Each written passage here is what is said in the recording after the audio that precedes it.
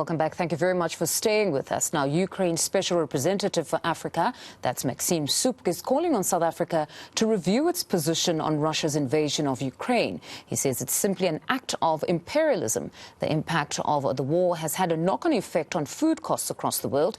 Millions of tons of grain were stuck in ports. However, we saw the first food aid shipment bound for Africa in August. Subkh has now penned an interesting piece on Ukraine's invasion, rather the Ukraine invasion. He joins us now to discuss it further. Good afternoon, Mr. Subkh. Thank you very much for your time. Good afternoon. Thank you for having me. No, it's lovely to have you with us. Before we get to that interesting piece you wrote, I want to talk about your new role as the Special Representative on African Affairs in particular. You're not new to the continent. You've been an ambassador of Algeria and Mauritania, but now you have this new role. Just talk to us about the intention behind it, if there is a special representative that will oversee African affairs.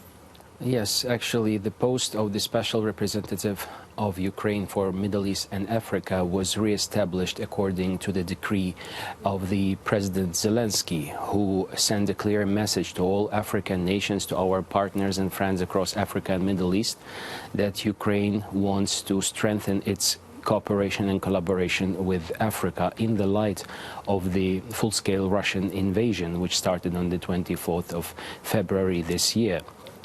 And now we are focusing our efforts on intensifying our dialogue and our cooperation in all spheres with the African countries. And that's why I'm here today. And we conducted a tour, first ever in our history of modern Ukraine after the independence. We conducted the first African tour, which included several countries, and my minister have visited 4 countries of the continent, and now I'm visiting South Africa just to deliver a clear message that we are open for dialogue, and we are looking forward to enhance our cooperation in all fields. I suppose it's very important because we've heard many saying that you need to drive the strategic communication on the continent. But if we had to look at the current issues pertaining to the war, I mean, firstly, as a start, many cannot believe that to this day, in this era, we're talking about there being a war and so many lives lost. But we understand that yesterday there was another strike, and now government has actually requested the G7 to add to the weapons on the air. Just talk to us about, or give us status of that. Well, actually, Russia continues to commit war crimes in Ukraine.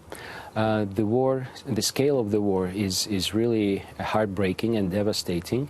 But Ukraine does everything it can to resist and to repel the attacks and the occupation of Russian troops. Actually, the situation is very grave on the ground, but still we believe that Ukraine will win and Ukrainian army will be able to regain its territories which were occupied by Russia. We condemn, and we also urge all our partners to condemn the sham referenda organized by Russia, through which it has annexed 2 more Ukrainian territories. We believe that no country in the world which enjoys a membership in the United Nations should recognize those so-called referenda. And Ukraine is working closely with its partners and allies across the world to be able to confront the Russian aggression and to minimize the casualties. Yes, there was the biggest attack and the biggest shellings were targeting several Ukrainian cities on October the 10th, causing huge damage to civil infrastructure. That's completely unacceptable, and that's a breach of all the international rules and the UN Charter and all the international recognized laws. So we urge Russia to withdraw completely and stop the war, and to withdraw completely from all the occupied territories, including the occupied Crimea. But what was the G7's response to President Zelensky's request of the air weapons? Well, there was an overwhelming condemnation of Russian attacks on the capital, Kiev, and other big Ukrainian cities, and the response was very quick. And to my knowledge, Ukraine has already received the first air defense systems, which are very sophisticated, state-of-the-art, from our partners. And the United States also promised that very soon Ukraine will receive more of those systems that will secure Ukraine's airspace. I want to take you back to the referendum, because it was honestly very bizarre that you've got a community here, you're asking them to vote yes or no, but you've got Russia's military already in there. One wonders how easy it would be to vote no. What was your, at least, reportage from the ground, from those that were there? Were there some who stayed away? Was there an element of fear, as many would think there would be? Actually, you described the situation and the atmosphere very correctly.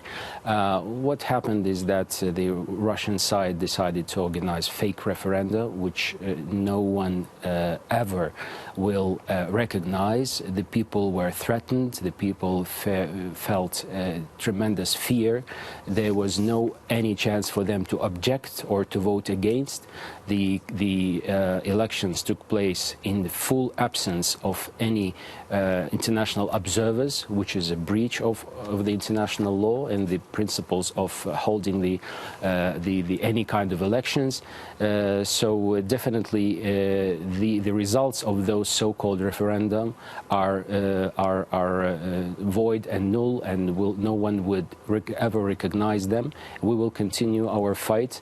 We will continue liberating all our lands and territories until we win. Let's talk about the impact of the war, though, particularly when we look at the shipment of grain, the backlog there. We all know that 40% of the wheat for the World Food Programme comes from yourselves. So with that said, we know that the UN has actually raised concern now and gone on to request that Russia and others perhaps end that full-blown inspection that would happen on outgoing vessels. What is the status there?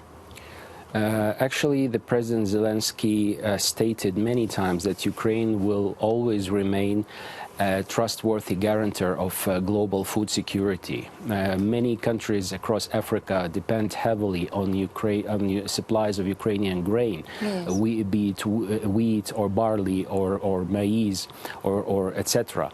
And due to the mediation of the United Nations and Turkey, Ukraine was successful in concluding the grain deal, which permitted Ukraine to resume its exports of its grains towards Africa and the Middle East. And as of today, Ukraine has already exported more than 800,000 tons of grain towards African continent. And recently, President Zelensky also signed a decree to donate up to 50,000 tons of Ukrainian wheat to both Ethiopia and Somalia, those countries which are on the brink of hunger. So Ukraine does everything it can to remain a trustworthy and reliable guarantor of global food security. And what we also ask from our partners across the world to guarantee the continuation of the grain deal, because the grain deal will be over on the 22nd of November. And Russia is threatening the world again and playing Hunger Games that it will not be willing to prolong that agreement. So we urge all our partners, especially in Africa, to address Russia to let this corridor continue functioning. That was actually going to be my next question, that what becomes of the safe passage deal? Because come November now, it comes to an end, and I was hoping you'd say that they're looking to extend it, but it seems it's being threatened right now. Absolutely, Russia's position is not clear. Russia is spreading fake information and fake data about the quantities that have been dispatched towards the African continent. We have sent since July 22nd. We have exported more than 25% of the total grains towards Africa, and we desperately need, as much as all our partners in Africa Africa and Middle East, that agreement to be extended. So let's not let Russia play Hunger Games anymore and threaten the world with the looming ghost of hunger. And then to your article that we saw 3 hours ago, your impassioned plea to South Africa in particular to take a position to support Ukraine. Talk to us about this article and what exactly you wanted to express to the South African community that you believe has not yet been expressed about what is happening in the Ukraine. I believe that taking into consideration the brutal aggression of Russia against Ukraine, I believe that every country should take a very clear stance towards what's happening, and there should be a clear condemnation of Russia's aggression against Ukraine, despite the political views or despite the level of the political dialogue that is in place between Russia and any country.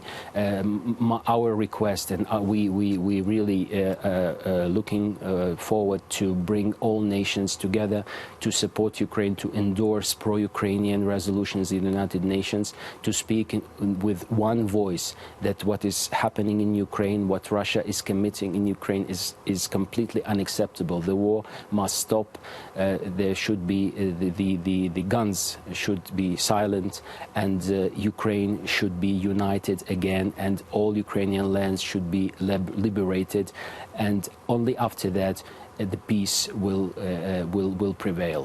So you believe the situation is so dire that a position such as the one that South Africa has taken to say we are calling for dialogue, we're in the middle, we want these two countries to communicate and for guns to be silenced in that way. You believe there's no longer time for some sort of dialogue between these two countries.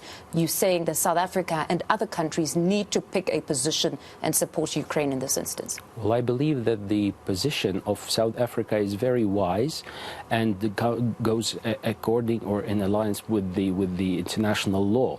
But practically we saw that the dialogue with Russia is a very tricky thing and very difficult to do thing. Why? Because Russia insists on Ukraine to give concessions, to give up its sovereignty, to give up its territory, the thing that we will never accept. So unfortunately it seems like Russia doesn't understands only the language of force and language of strength.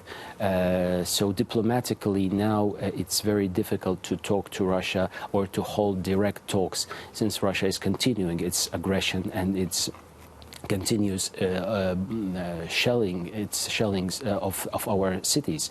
Well, meanwhile, we need a solid support from the international community, including South African Republic, with whom we maintain excellent relations, to support us in the framework of international platforms, to speak, as I said, to speak in one voice and to address Russia, to compel Russia stop its aggression.